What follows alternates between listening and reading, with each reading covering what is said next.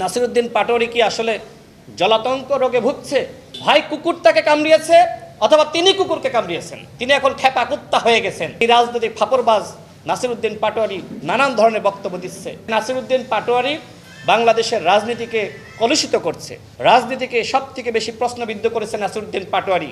নাসিরউদ্দিন পাটোয়ারি কি আসলে জলাতঙ্ক রোগে ভুগছে?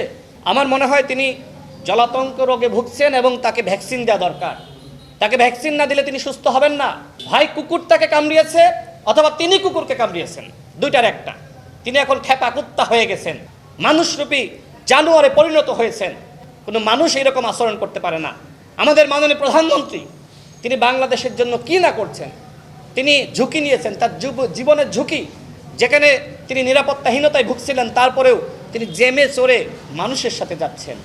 তার যে পরিকল্পনা, এই যে সামাজিক নিরাপত্তামূলক কর্মসূচি, ফ্যামিলি কার্ড, কৃষি কার্ড, কৃষকদের ঋণ মওকুফ করা, কৃষকদের পাশে দাঁড়ানো, এই মানুষটিকে বিতর্কিত করার জন্য এই রাজনৈতিক ফাপড়বাজ নাসিরউদ্দিন পাটোয়ারি নানান ধরনের বক্তব্য দিচ্ছে। যিনি সম্মান নিতে পারেন না তাকে কি সম্মানিত ভাষায় কথা বলা যায় বন্ধুগণ? বলা যায় না। আজকে নাসিরউদ্দিন পাটোয়ারি বাংলাদেশের রাজনীতিকে কলুষিত করছে। এই নাসিরউদ্দিন পাটোয়ারির উপরে জামাত এবং শিবিরের ব্যাপক ক্ষোভ রয়েছে। গণ অভ্যুত্থানের পরে জামাত এবং শিবিরের রাজনীতিকে সব থেকে বেশি প্রশ্নবিদ্ধ করেছে নাসিরউদ্দিন পাটোয়ারি। সুতরাং ছাত্রদল নয়, বরং খতিয়ে দেখুন যে শিবিরের সাথে জড়িত কিনা। ডিম মেরেছে শিবির নাকি ছাত্রদল? আমি প্রশাসনকে বলবো খতিয়ে দেখুন।